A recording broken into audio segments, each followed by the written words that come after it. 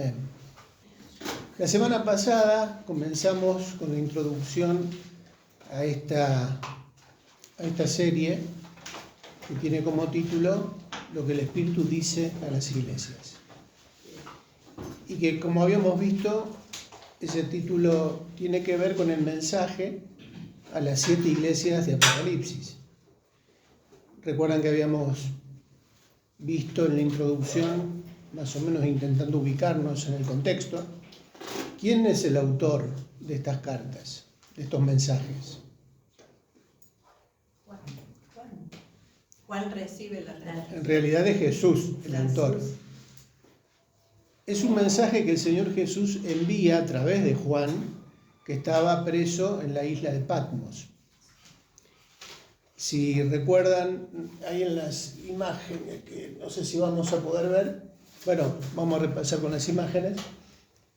Ahí en el mapa nos ubicamos en la parte donde estaban las 7 iglesias, en el orden en que fueron escritos los mensajes.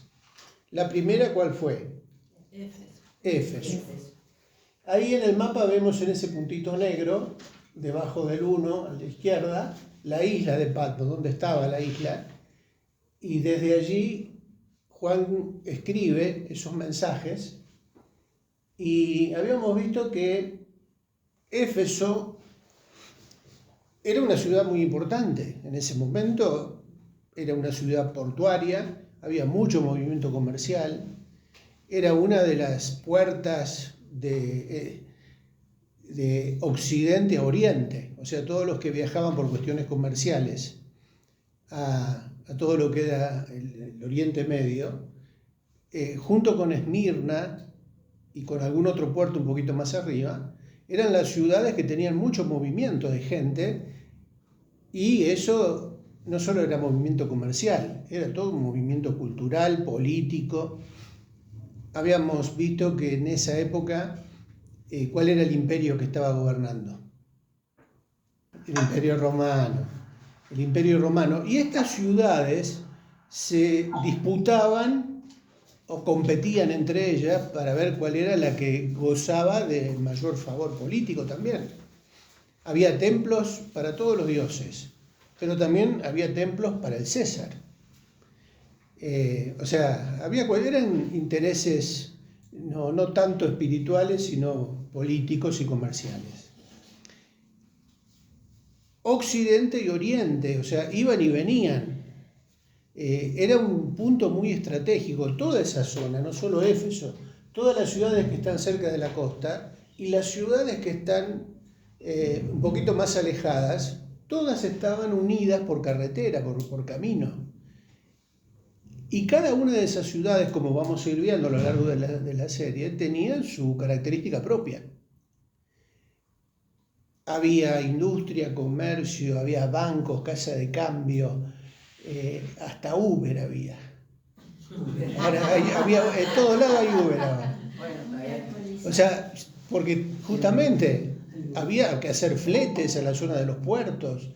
Era una cuestión interesante el movimiento que hizo que mucha gente de diferentes lugares se fueran a vivir ahí, judíos inclusive.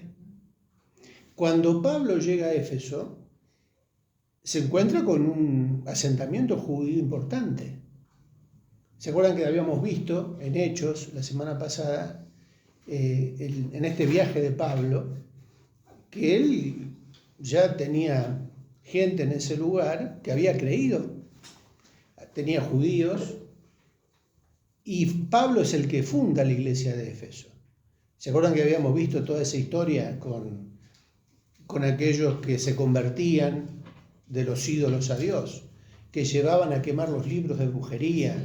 Habíamos visto la historia de estos exorcistas ambulantes que querían imitar la forma en que Pablo ministraba en el nombre de Jesús, el que predica Pablo, ¿se acuerdan? Bueno, eso fue en Éfeso, que decíamos que todavía están viendo si los encuentran a estos hijos de Seba, porque están corriendo todavía. Bueno, todo ese trasfondo histórico nos va ubicando en lo que era Éfeso, Pero habíamos dicho que en el momento en que se escriben estos mensajes, ¿cuántos años habían pasado más o menos? Desde la fundación de la iglesia en Éfeso por 30. Pablo, 30. más o menos 30 años.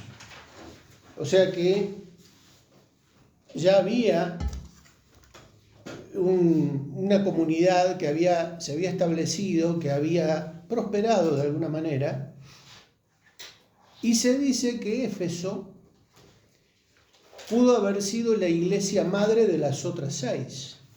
O sea, como que por la obra evangelística, por la obra misionera de Éfeso, se fueron estableciendo las otras congregaciones con el tiempo. Y en ese tiempo, en el tiempo en que son escritas estas cartas, estos mensajes, si bien Juan estaba en la isla de Patmos, Juan había llegado a ser el pastor de la iglesia de Éfeso. Inclusive habíamos visto en algunas de las imágenes la semana pasada que actualmente hay un circuito que los turistas van a visitar con todos los lugares arqueológicos, y entre ellos está la tumba de Juan, que como curiosidad habíamos visto que de los apóstoles fue el único, claro, que no sufrió el martirio, sino que murió de viejo allí en Éfeso, y allí está la tumba que se la puede visitar. Y también está por ahí la casa de María. ¿Se acuerdan que en el momento de la crucifixión Jesús le encomienda a Juan a María? Y a María también a Juan. Bueno, dice la tradición que allí en Éfeso Juan cuidó de María hasta que María partió. Bueno, un poco es el trasfondo que nos va ubicando en lo que era Éfeso, cómo nace esa comunidad allí de cristianos, pero en el momento en que es dado este mensaje, había ya cuestiones que habían cambiado. La iglesia de Éfeso al comienzo era una iglesia pujante, evangelística, con poder de Dios. Habíamos leído en Éfeso, al final de ese pasaje, que el evangelio de Cristo se había extendido por toda Asia. ¿Se acuerdan ese detalle, ese versículo en Hechos 19? A partir de los 12 hombres. Y solamente comenzaron con 12 personas en Éfeso. ¿Por qué se extendió por toda Asia? Se difundió el evangelio por toda Asia. Justamente por todo esto que venimos diciendo.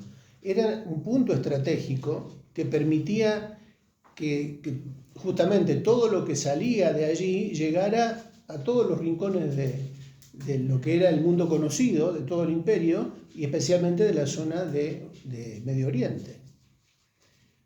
Bien, vamos a ir viendo también que las otras congregaciones también se podrían encuadrar dentro del mismo trasfondo histórico, político, espiritual, cultural, porque están todas cercanas, o sea, no es que están muy distantes unas de otras, y todas también coincidían en lo que habíamos visto también la semana pasada, los cultos a diversos dioses. Éfeso fue famosa por su templo, ese templo que fue una de las 7 maravillas del mundo antiguo, el templo de Diana o de Artemisa. Diana, ¿quién fue Diana? Diana de los Efesios. También ahí vemos que la industria relacionada con la idolatría era muy importante. Había un Demetrio, un tal Demetrio que se dedicaba a hacer figuras de... Claro. Cuando Pablo comienza a atacar ese problema, digamos, el tema de la idolatría, el pecado, no problema, el pecado de la idolatría, y muchos creían, ¿cómo se las vio Demetrio con su negocio? Bancarrota. Esto me van a arruinar el negocio. Entonces, ¿qué hizo? Armó toda una cuestión para sacar a Pablo del medio, porque estaba arruinando el comercio que estaba relacionado, y trató de juntar a la multitud, de decir, estos vienen acá a quitarnos a nuestra Diana. No. Bueno.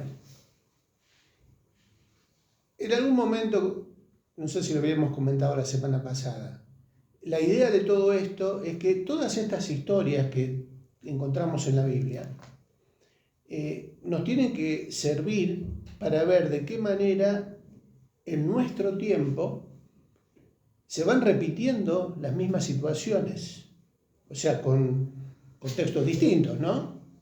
Pero ¿qué pasa si hoy en día predicamos un evangelio que confronte con la corrupción o contra los intereses de los poderosos y que no tiene nada que ver con las cosas de Dios?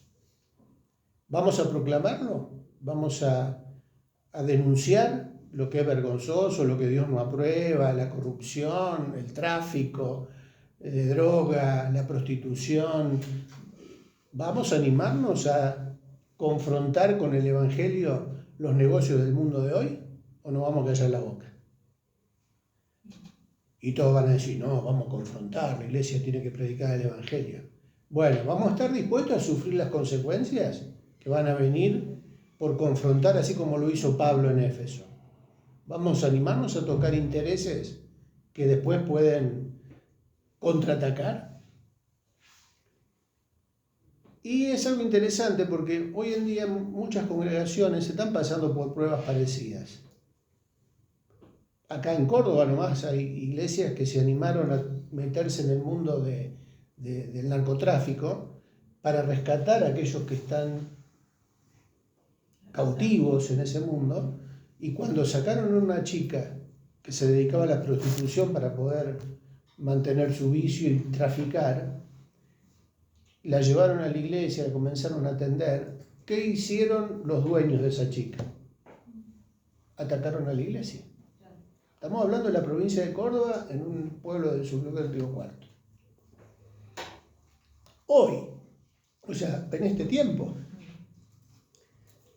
es un desafío para la iglesia de hoy. No podemos decir, bueno, eso era para aquella época, para los efesios, nosotros no nos tenemos que meter en lío. ¿Por qué no nos tenemos que meter en lío?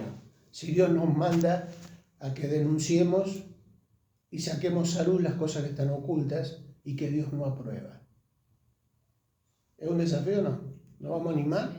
O sea, si el Espíritu Santo nos guía y nos lleva a esas situaciones, y bueno, para eso sirve también conocer estas historias, porque Dios nunca abandona a su pueblo, nunca abandona a sus siervos. Él siempre se va a glorificar. Bueno, pero ya estamos sacando conclusiones.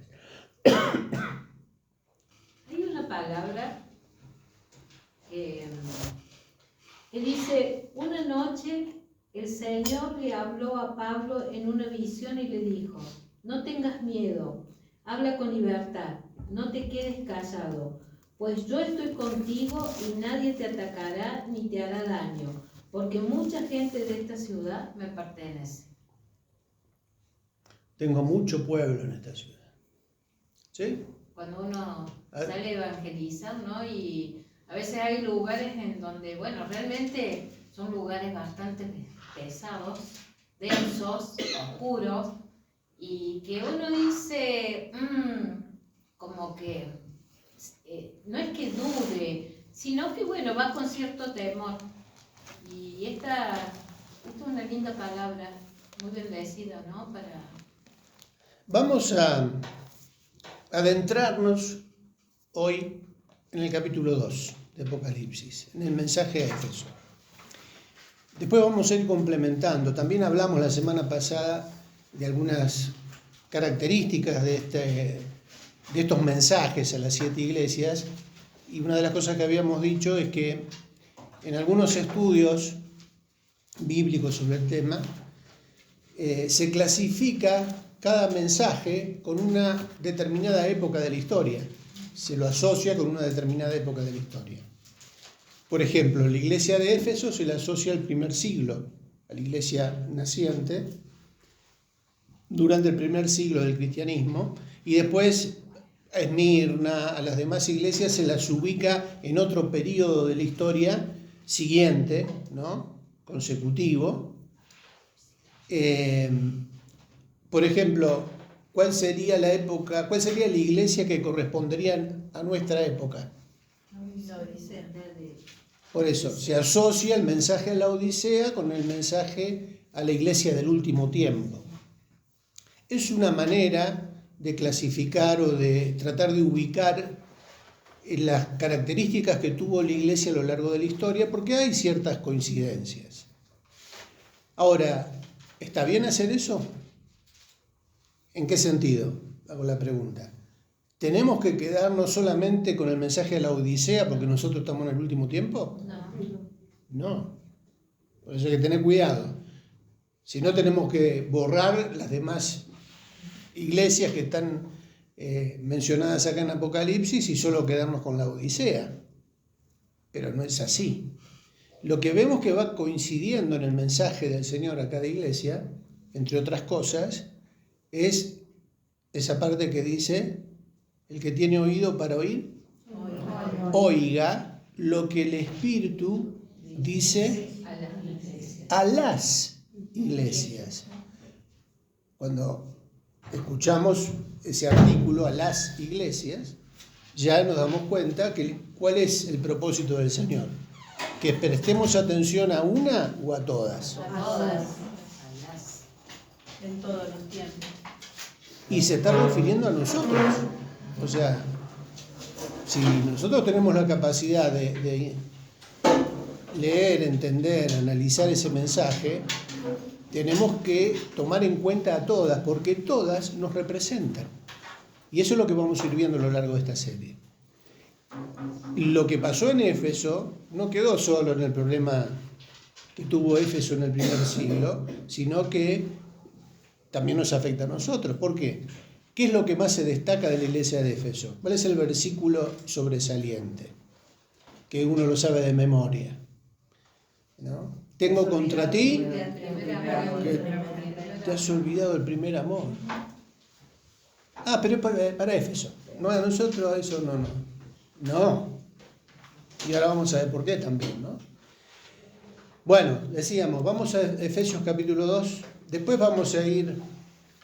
después vamos a poner... Está el cuadrito ahí, estaba el cuadrito Guada ahí, ¿no? Después lo vamos a poner en los anexos. De cómo se ubican esas iglesias. Allí en la pantalla pueden ver el periodo de los años. Entre el 30 y el 100 ubican a Éfeso, iglesia apostólica histórica. Entre el 100 y el 312, que corresponde a la iglesia de Esmirna, a la iglesia perseguida, la parte dura de la persecución. ¿Qué pasó en el 312? Bueno, vamos a tener que meter una historia de la iglesia. Los primeros concilios en donde el Imperio Romano termina aceptando el cristianismo y hasta reconociéndolo como la religión del imperio. ¿Se acuerdan a Constantino? La historia de Constantino. Y ahí entra 312 al 500 después de Cristo, Pérgamo, iglesia que se casa con el Estado. Del 500 al 1517, Tiatira, iglesia medieval, iglesia católica medieval, la época también del oscurantismo de la iglesia. Sardis, del 1517 al 1750. ¿Qué pasó en ese periodo? La Reforma Protestante, en el siglo XVI.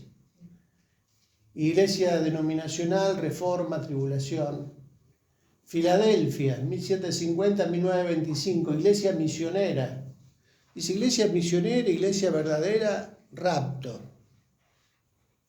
Como verán, este recuadro tiene que ver con una escuela de interpretación, más bien dispensacional, que tiene que ver con lo escatológico, ¿no? Con las cosas del último tiempo. No quiere decir que sea así. Es una referencia nomás de cómo algunos tomaron la historia de la iglesia y la asociaron con los mensajes de Apocalipsis.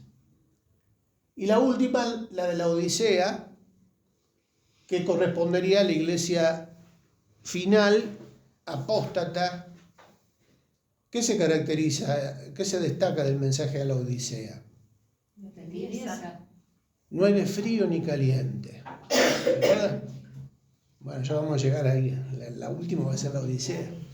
Pero tiene que ver con una etapa de crisis de fe, de abandono de fe, una iglesia que va a estar envuelta en todo ese contexto de los últimos tiempos, en donde escuchábamos que el Señor decía, ¿no? Cuando el Hijo del Hombre venga, ¿hallará fe en la tierra?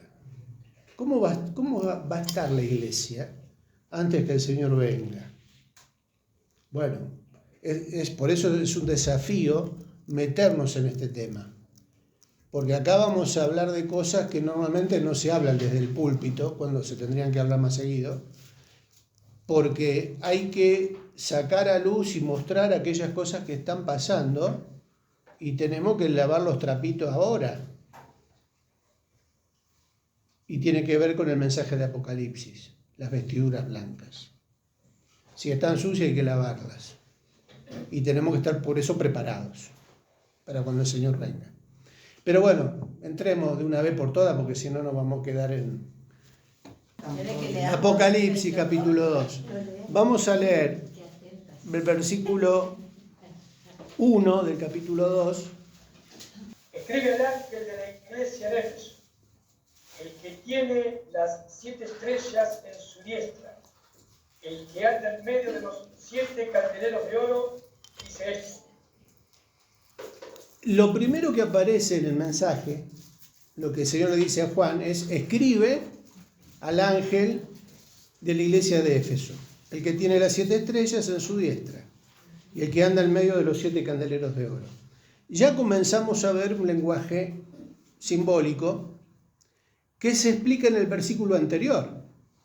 O sea, cuando leemos el versículo 20, ya ahí se interpreta lo que son las estrellas y los candeleros. ¿Podés leer el 20, Franco? El misterio de las 7 estrellas que has visto en mi diestra y de los 7 candeleros de oro. Las 7 estrellas son los ángeles de las 7 iglesias y los 7 candeleros que has visto son las 7 iglesias. Bien, ya tenemos claro entonces que las 7 estrellas, ¿quiénes son? Los ángeles o aquellos a los que se les destina el mensaje, que se interpreta normalmente como aquellos que son los pastores de las iglesias o los responsables de esas congregaciones. ¿Y los candeleros? Las congregaciones, las iglesias. Entonces el Señor comienza diciendo: el que tiene las 7 estrellas, ¿dónde? En su diestra. Y el que anda en medio de los 7 candeleros. ¿Cómo se presenta Jesús? En cada congregación, en cada mensaje, se presenta de maneras distintas, ¿no? Acá, ¿cómo se presenta? Como aquel que tiene en su diestra las 7 estrellas. ¿De qué nos habla esto? Que el Señor tiene en su mano a sus siervos. Él los tiene bajo control, Él los conoce, Él los cuida, los guarda, los contiene, los respalda, no se le escapan. En la diestra es importante por eso, ¿no? Habla de poder, de dominio. Bueno, en la mano del Señor están las estrellas, están contenidos y cuidados sus ángeles, sus siervos. Y aparte de eso, es el que anda en medio de los 7 candeleros, el que camina entre las congregaciones y el que las conoce. Yo conozco tus obras, versículo 2. Bueno, ya me metí en el versículo 2 y no lo hice leer. A ver, ¿quién va a leer el versículo 2 completo? Aparte de Franco. Bueno. Yo conozco tus obras, tu arduo trabajo y tu paciencia. Sé que no soportas a los malvados, que has puesto a prueba a los que dicen ser apóstoles y no lo son, y que has descubierto que son unos mentirosos. Yo conozco tus obras. Bueno, ahí en la hojita, en el bosquejo del punto B, tenemos en el punto A tu arduo trabajo. Pero quiero hacer un paréntesis en en esta parte donde dice yo conozco tus obras. El Señor conoce todo. Conoce las obras de cada congregación. Bueno, después vamos a ver esto repetido en el resto. Él conoce las características propias de cada congregación. Aunque esto pase desapercibido, es muy importante. Porque tiene que ver con la identidad de cada congregación. Cada iglesia es cada iglesia. No podemos hacernos la idea de que todas las iglesias tienen que ser todas igualitas, como si fuera copiar y pegar, ¿no? Porque si no, hubiera habido un solo mensaje para todas las congregaciones, pero no. El hecho de que haya diferentes mensajes con diferentes características nos habla de que el Señor justamente quiere destacar que cada congregación tiene sus obras propias y, como vamos a ver, tiene sus partes positivas, sus partes negativas, cosas que Él destaca como virtudes, pero también cosas que Él muestra que se tienen que arrepentir de eso y que tienen que cambiar. Yo conozco tus obras. Y ahí empieza a destacar virtudes. En el punto 1 ahí del contenido tenemos el Señor destaca lo bueno. ¿Qué es lo bueno de Éfeso? ¿Qué encontramos ahí en el versículo 2? ¿Qué es lo que está destacando el Señor? Tu arduo trabajo, Tu paciencia, no puedes soportar a los malos, he probado la mentira de falsos apóstoles. hay varias cosas que destaca, ¿no? Tu arduo trabajo, ¿era una iglesia activa? Era una iglesia que trabajaba. Tu arduo trabajo y paciencia. Se ve que también, acuérdense de lo que era Éfeso, ¿no? La iglesia se caracterizaba por permanecer, resistir, mantenerse fiel al Señor y al mensaje. Tenía que enfrentar a los malos, tenía que enfrentar un montón de oposición, porque estaba viviendo en un contexto hostil al Evangelio. Entonces tenía que aguantar muchas cosas. Repito, vayan trazando el paralelo a nuestro tiempo, porque esto también nos va ubicando a nosotros en ese contexto y en nuestro contexto. Y que no puede soportar a los malos que se iban integrando a la iglesia, que vivían todavía una doble vida, que no terminaban de soltar las cosas del mundo. Estamos hablando de personas dentro de las congregaciones que vienen del mundo pero que no terminan de soltar al mundo. Siguen conviviendo. Este es un problema, era un problema en esa época en todas las iglesias. Porque acuérdense que, bueno, como lo vamos a ver un poquito más adelante, en Éfeso también había gente que seguía practicando la prostitución en el templo de Diana. Cuando llegaban las fiestas paganas, todos participaban. Comían de lo sacrificado a los ídolos. Y estaban en la iglesia. Bueno, no nos vamos a adelantar. ¿Y has probado a quiénes? A los que se dicen ser apóstoles y no lo son. ¿Y los has hallado? Bueno, Triqui, pero si son apóstoles es un cargo importante. ¿Cómo van a ser falsos? ¿Existen los falsos apóstoles? Sí. Existieron en Éfeso, ¿no? Y la iglesia pudo discernir eso, que eran falsos apóstoles y que los encontraron mentirosos. Hoy ya no, hoy ya. Me miran con una cara como. Se multiplican los Sí.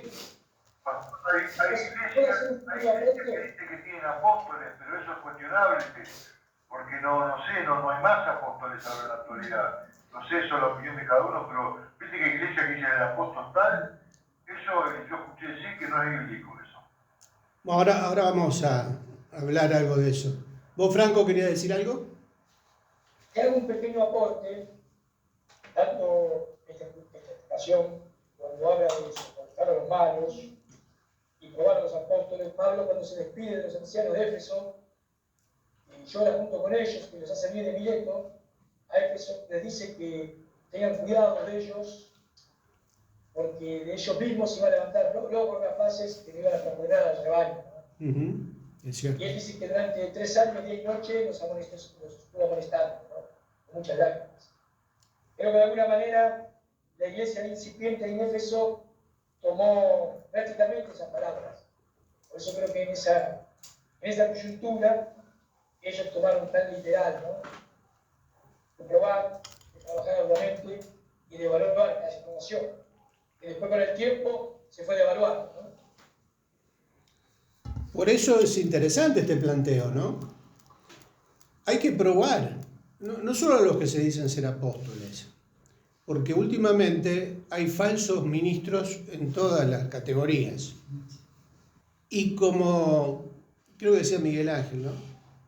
De que en la actualidad algunos dicen que ya los apóstoles no existen, que bueno, por eso acá tenemos que tener en cuenta algunos términos. Una cosa es el movimiento apostólico, que en los últimos años ha crecido, se ha multiplicado, con apóstoles, entre comillas, que han surgido. Y otra cosa es el ministerio apostólico. Jesús, en la carta a los Efesios, Pablo escribe que él constituyó a unos apóstoles. Jesús constituyó el ministerio apostólico de la iglesia.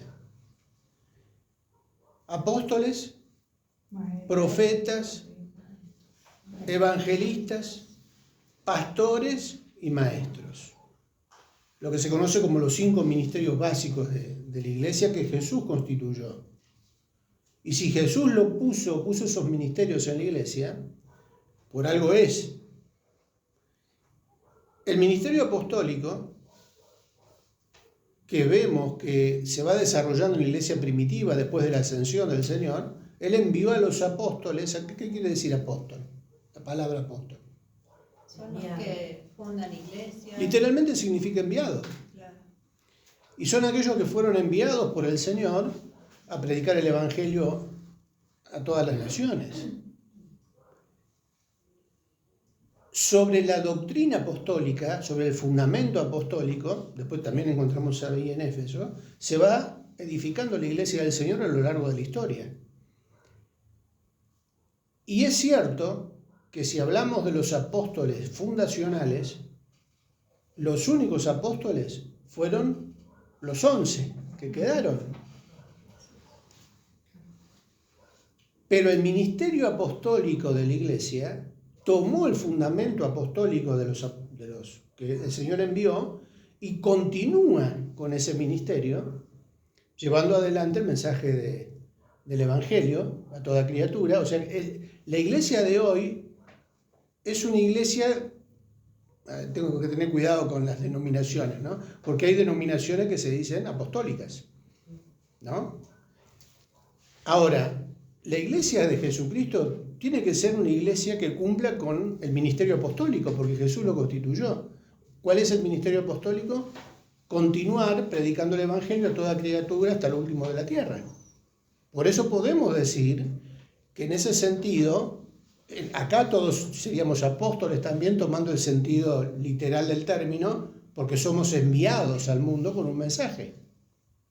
Ahora, yo coincido en que apóstoles, como los apóstoles que tuvo el Señor y que envió al mundo, y sí, el último registro del que murió de viejo fue Juan, ¿no? No obstante, ese ministerio apostólico Tendría que después pasarle un artículo de las épocas cuando yo estaba estudiando este tema hace mucho, que me gustó. Después se los voy a compartir como anexo. Yo creo que en la actualidad hay hermanos que tienen dones apostólicos. Espero que se me entienda y si no lo explicaremos más adelante. Que son aquellos que tienen ese llamado de Dios para salir y fundar iglesias. O sea, voy a tratar de hacerlo lo más simple posible. Son aquellos que Dios levanta, salen y en esa administración tienen la capacidad de lo que hizo Pablo, ¿no? Visitar un pueblo, conectarse con gente, predicar el evangelio. Ya en una casa comienzan a tener reuniones de oración.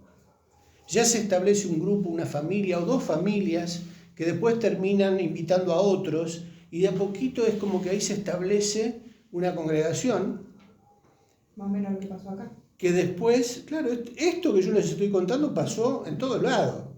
Todas las iglesias que se fundaron tuvieron estos orígenes, siendo familias que se van estableciendo y van creciendo, y después termina siendo una congregación que tiene un impacto en el lugar donde viven. Los apóstoles, o los que tienen este llamado, que tenemos conocidos hoy, hay hermanos que tienen este tipo de dones.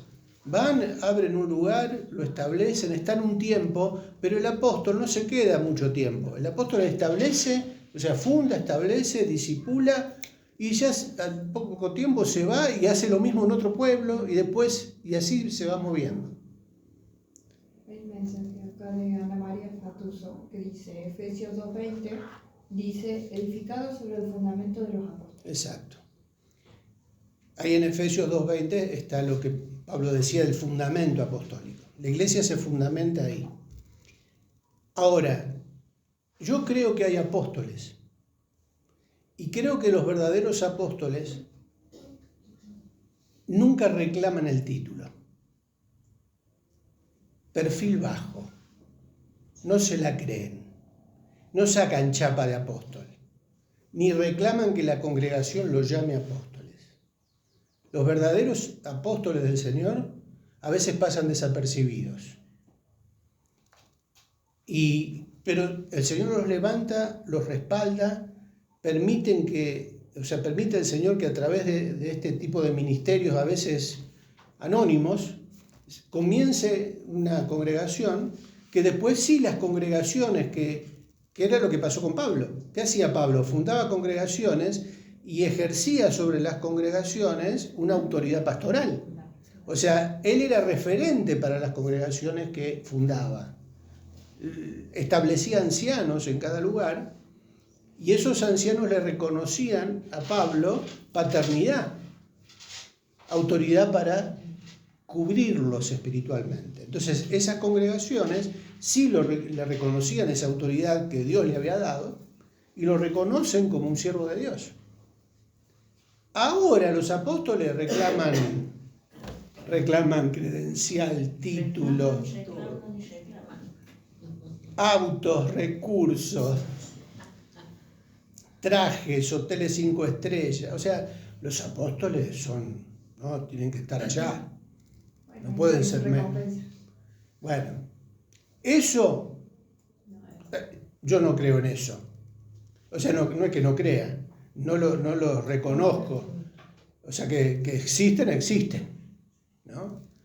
Pero, ¿ese es el ministerio apostólico de la iglesia? Por eso yo decía, alguna diferencia entre lo que es el ministerio apostólico de la iglesia, con hermanos con dones apostólicos. Por eso también Pablo no iba solo, iba en equipo. Cuando iba con Bernabé, cuando iba con Juan Marcos, con Priscila y Aquila. Priscila y Aquila también fueron predicadores en Éfeso. O sea, Apolos también estuvo en Éfeso. O sea, yo recuerdo en la época cuando había un equipo apostólico en la Iglesia de La Paz, en donde hermanos viajaban a diferentes lugares a apoyar obras o a establecer obras, Y algunos eran los que predicaban, otros eran los que visitaban, otros eran los que daban discipulado, otros iban con la guitarra al grupo de alabanza a tocar y a tener un culto. O sea, se iba así, se viajaba en equipo, en grupo, viajaban 2, 3, 4 autos. Sí, me acuerdo, ahí está Andrea, no sé si Andrea en las parejas existía en esa época, era chiquita, cuando se fue a pasar una película en las parejas, los 10 mandamientos. Duraba como 3 horas los 10 mandamientos. Dice que la pasaron tantas veces que ya se sabían los diálogos de memoria de la película. Bueno, se iba así, se iba con cosas con recursos para predicar el Evangelio, y así se iban estableciendo las congregaciones, en la época bíblica y en la época actual. Por eso yo creo que el ministerio apostólico sigue vigente. Y creo también que Dios levanta hombres y mujeres con dones apostólicos para salir y establecer congregaciones, que después esas mismas congregaciones los reconocen como siervos que Dios levantó con dones apostólicos. ¿Se entiende la diferencia? Nada que ver con la iglesia apostólica. La denominación de lo que es la iglesia, la nueva apostólica. Eso. No, Sí, nada que ver. nada que ver. La nueva apostólica es más una secta que una iglesia, ¿no? Lo mismo que la iglesia universal. Bueno, hay otras denominaciones que no son denominaciones cristianas, sino que son sectas heréticas. O sea, que no tienen fundamento bíblico. Hay que tener cuidado con eso. Pero bueno, es otro tema. Pero más o menos se entendió esto de la diferencia entre el movimiento y el ministerio. Bueno, los hermanos de Éfeso se daban cuenta, discernían quiénes eran los verdaderos y quiénes eran los falsos. Cosa que hoy en día también nosotros tenemos que pedirle al Señor que nos dé discernimiento, porque cada vez el engaño es más sutil. Y el movimiento apostólico de la actualidad, pero que yo creo que se está diluyendo. Yo creo que ya muchas de las congregaciones se están dando cuenta de quiénes son los que Dios levantó y quiénes son los que se autoproclamaron. Lo que dice ahí, ¿no? Has probado a los que se dicen ser apóstoles y no lo son. En algún momento la careta se cae. O sea, si Dios no los respalda, es cuestión de tiempo para que se manifiesten quiénes son los auténticos, los que Dios levantó, y quiénes son los que se quieren aprovechar justamente de congregaciones que no están afirmadas en el fundamento apostólico. Por eso la importancia de destinar tiempo para conocer, para estudiar, para aprender de la palabra de Dios, todo lo que ella nos da para que sepamos justamente distinguir esto y denunciarlo. Cuidado con estos. Nosotros acá también fuimos testigos de iglesias que se han dividido por el ministerio de falsos apóstoles. Mejor dicho, en este caso, falsos profetas. Dividieron una congregación, enfrentaron a la familia pastoral, se fueron con un grupo de hermanos a fundar otra iglesia. O sea, no me hagan enojar, porque esto nos tiene que indignar, ¿no? Pero encima usan el argumento, fíjense qué astuto que es el diablo, ¿no? Para justificar eso, dice, bueno, es una manera de que la iglesia se multiplique. No sé si alguna vez escucharon este tipo de argumentos. Se dividió la iglesia, terminaron peleados, unos se fueron para un lado, otro para el otro. Bueno, pero la iglesia se multiplica. Hermanos, eso es matemática del diablo. Dios no multiplica la iglesia. Se acordó otra frase, el divide y vencerá. Bueno, esa es la estrategia del enemigo. Pero Dios no multiplica la iglesia así. Así que bueno, tengamos cuidado con eso. Y has probado a los que se dicen ser apóstoles y no lo son, y los has hallado mentirosos. Y has sufrido y has tenido paciencia y has trabajado arduamente por amor de mi nombre y no has desmayado. A. Tu arduo trabajo. Realmente se esforzaban. Tenían que enfrentar una fuerte oposición y no bajaban los brazos. B. Tu paciencia. Permanecían, sabían esperar, confiaban en el poder de Dios. C. No puedes soportar a los malos. No toleraban el pecado dentro de la iglesia. Luchaban contra la hipocresía, la confrontaban. D. Has probado la mentira de los falsos apóstoles. Para hacer esto tenían que poseer discernimiento espiritual y un conocimiento profundo de la palabra de Dios. E. Aborreces las obras de los nicolaitas, las cuales yo también aborrezco. Esta secta, junto con los que seguían la doctrina de Balaam, justificaban las prácticas que proporcionaban placeres carnales, no tenían problema en comer de lo sacrificado a los ídolos y, entre otras cosas, elaboraban sus propias doctrinas tomadas del gnosticismo para purificarse después de haber fornicado o haber comido algo inmundo. Bien. Algo estuvimos hablando de esto. ¿Quiénes eran los nicolaitas? Bueno, acá les dejo tarea para que sepan. Investiguen, busquen quiénes eran los nicolaitas, quiénes eran los gnósticos. ¿Los de San Nicolás? Hay algunas posturas que hablan Del diácono Nicolás. del diácono Nicolás, prosélito de Antioquía, creo. Los gnósticos siguen existiendo, pastor, en la actualidad. Yo conozco gnósticos. Sí.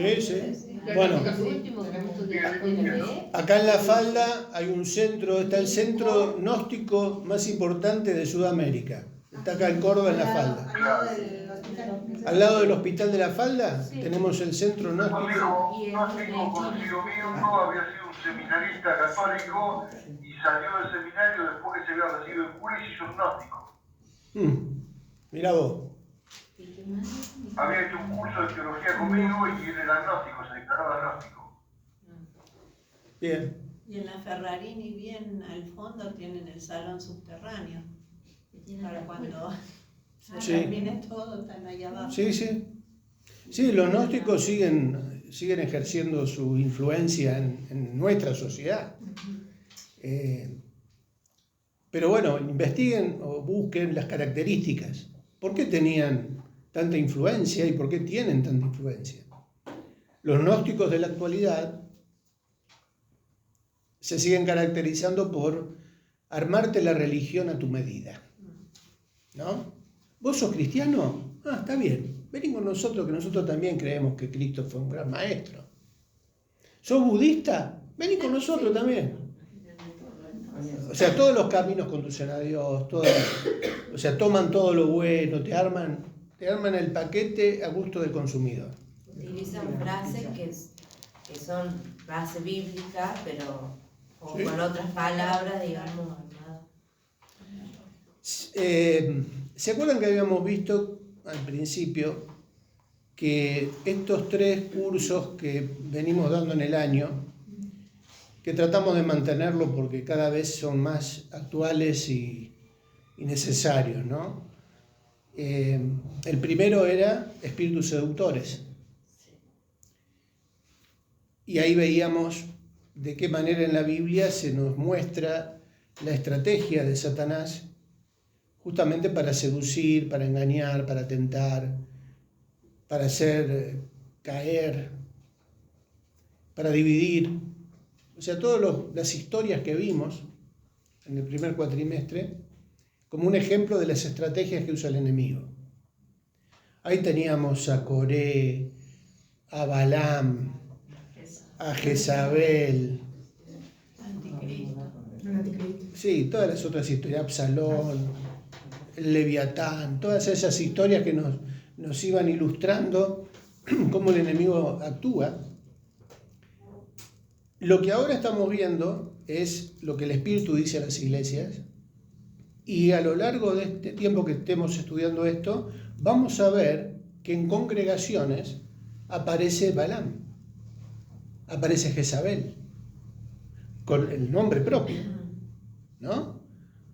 En una congregación el Señor le dice, estás tolerando en medio tuyo a esa mujer que se dice profetiza, a Jezabel, y le pone el nombre Jezabel. Lo más probable es que no se llamaba Jezabel, pero tenía el espíritu de Jezabel. O sea, por eso relacionamos espíritus seductores, lo que el espíritu dice a las iglesias, con la iglesia en el tramo final de la historia. Porque justamente el tiempo que nos toca vivir nos va mostrando cómo todo esto está activo, sigue vigente, se sigue manifestando. Acá tenemos a los nicolaitas que están relacionados con Balaam, porque una de las cosas que hacían los nicolaitas era justificar el pecado, dar argumentos para que los cristianos que comían de lo sacrificado a los ídolos pudieran comer sin culpa.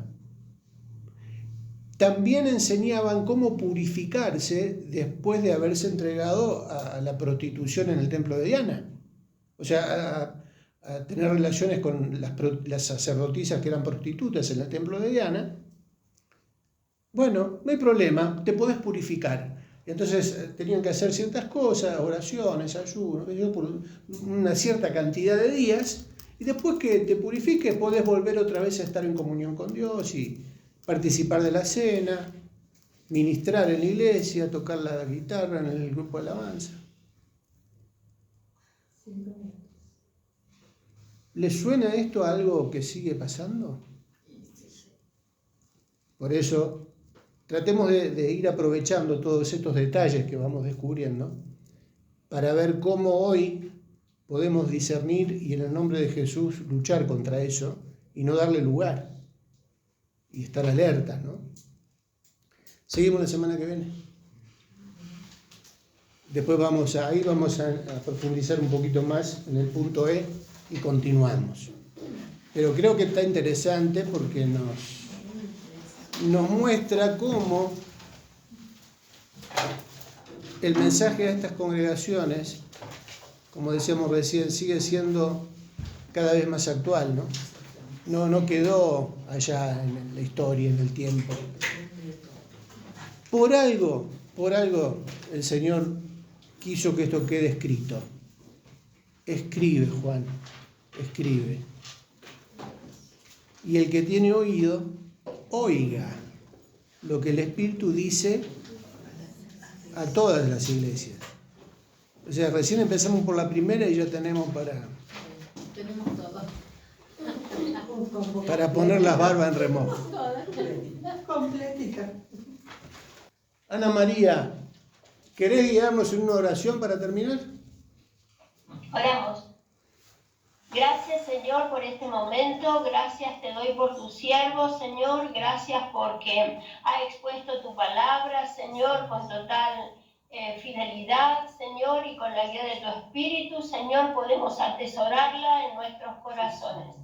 Gracias, Señor, porque podemos verte, Señor, en tu palabra como el Cristo que ha resucitado y que ha dejado su palabra para nosotros a través de toda esta historia, Señor, y a través de las distintas épocas, las distintas cualidades y las distintas faltas y